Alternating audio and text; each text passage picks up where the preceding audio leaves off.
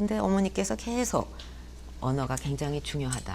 당당하고 품격 있는 외교를 어느 누구와도 다르게 굉장한 무기를 지닌 지도. 그 불어도 제가 공부를 했고 스페인어도 했고 또 중국어도 그거는 제가 독학으로 했습니다. EBS.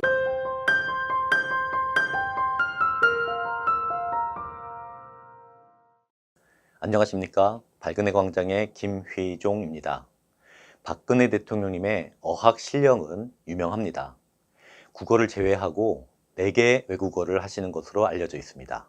영어, 불어, 중국어, 스페인어입니다. 이미 여러 기사를 통해 알 수 있습니다. 17년 전인 2004년 7월 8일 기사에 보면 박근혜 어학 실력 장난이 아니야. 4개국어 능통이라는 제목의 기사가 났는데, 기사의 일부 내용을 보면 박 전 대표의 측근은 영어와 불어는 매우 능통하다. 지난 78년 싱가포르 이광효 수상과 박정희 대통령이 만났을 때 박근혜 대표가 영어 통역을 맡았다고 이광효 수상의 회고록에 기록돼 있다고 전했다. 일부 지인들은 박 전 대표가 유럽에 나갔을 때 불어와 스페인어를 자유롭게 구사하는 것을 보고 깜짝 놀랐다고 털어놓기도 했다라고 써 있습니다. 몇 해 뒤인 2007년 1월의 기사를 보면 박근혜 영어 등 4개국어 구사, 중국어는 동시통역 수준이라는 제목에 지난해 11월 중국을 방문했던 박 전 대표는 중국 지도자들과의 만남에서 유창한 중국어로 인사말을 건넸는데 그의 중국어 실력이 화제에 올랐다.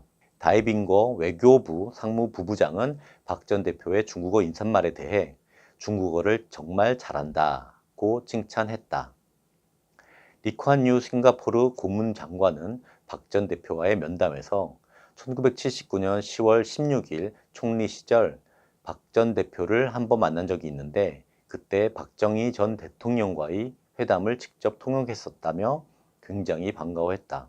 박 전 대표는 영어와 프랑스어는 학교에서 좀 배웠고 대학 시절 방학 때마다 선생님들을 찾아다니며 공부했다고 털어놓았다 라고 써 있습니다. 대통령이 되신 후에도 여러 기사를 통해 박근혜 대통령님의 외국어 실력을 알 수 있습니다. 첫 순방이었던 미국 순방에서 오바마 대통령과 백악관 로즈가든 복도를 약 10분간 통역 없이 산책하시면서 대화를 나눈 모습을 우리는 잘 기억하고 있습니다. 이런 여러 언론 기사뿐 아니라 박근혜 대통령께서 본인의 자서전을 통해 외국어 공부에 대한 이야기를 하셨습니다. 자서전 절망은 나를 단련시키고 희망은 나를 움직인다의 일부를 같이 보시겠습니다. 61페이지에는 세계를 돌아다니면서 나는 다양한 외국어 능력의 필요성을 절감했다. 그리하여 본격적으로 영어 공부에 매달렸다. 버스를 타고 이동하거나 방을 청소할 때, 뜨개질을 하거나 양치질을 할 때 등 조금이라도 자투리 시간이 나면 새로운 단어가 포함된 문장을 암기하거나 테이프를 들었다.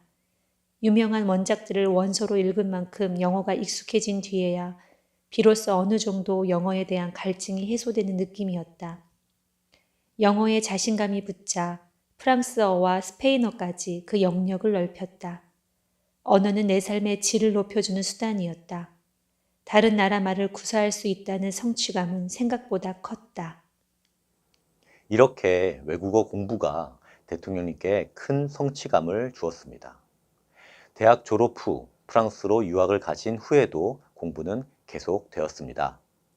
강의를 듣는 수강생들은 독일, 미국, 멕시코, 영국, 일본 등 국적이 다채로 왔다. 많은 나라의 다양한 인종이 모여 있으니 서로에 대해 궁금한 것도 많았다. 내가 속한 바는 어느 정도 프랑스어 구사가 가능한 학생들이 모여 있었기 때문에 일상적인 대화에는 무리가 없었다. 그녀는 나보다 프랑스어가 서툴렀기 때문에 한국의 온돌 문화와 예의 범절, 풍습 등을 이해시키는 데 어려움이 있었다. 프랑스어보다 영어를 더 잘 구사하는 그녀를 위해 우리는 곧잘 영어로 대화를 나누었다. 나중에는 프랑스어 사전을 펼쳐놓고 어려운 단어를 찾아가며 토론을 벌이기도 했다. 이렇게 젊은 시절부터 다양한 문화를 통해 외국어 공부의 깊이가 깊어지신 것 같습니다. 어머니가 돌아가셔서 어쩔 수 없이 맡게 된 퍼스트레이디 활동에서도 외국어는 큰 역할을 했습니다. 저녁 만찬 자리에서 만난 카터 대통령은 아내에게서 나의 이야기를 들었다고 했다. 그는 만찬 내내 내게 질문을 했다. 계속 나에게만 질문하고 답하니 나중에 우스갯소리로 그네 카터 회담이란 말까지 나왔다고 한다. 이후 카터 대통령의 행동이 달라진 데 대해서 많은 사람이 놀라워했다. 어머니를 대신해 여러 차례 굵직한 행사에 참여하며 쌓은 경험은 두고두고 유용하게 쓰였다. 아버지 곁에서 통역을 해드리기도 했는데 그 과정에서 배우는 것이 많았다. 아버지는 종종 나에게 외교의 중요성을 강조하셨다. 이처럼 여러 기사와 자서전을 통해 박근혜 대통령님의 외국어 구사가 과장된 것이 아니라는 것을 알 수 있습니다. 그렇기 때문에 세계 어디를 가셔도 어느 정상을 만나도 당당하고 품격 있는 외교를 펼칠 수 있었던 것입니다.